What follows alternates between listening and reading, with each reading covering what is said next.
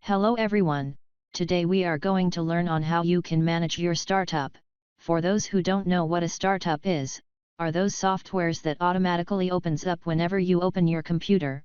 Since most people have problems not disabling them, today I'm going to teach you on how you can disable it. So first you will start by opening settings.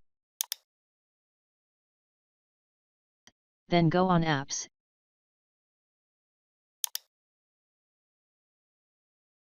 And these are results you will get. Bonus tip, here on apps and features is where you can click on a software and uninstall. So now to do what brought you here, click on the last option called startup. As you can see, here are all our softwares that be showing up whenever our computer opens.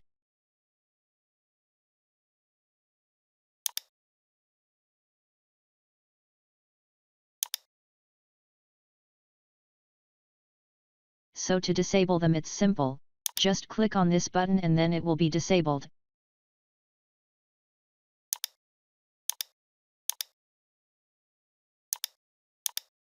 So thanks for watching, and if you are new make sure subscribe.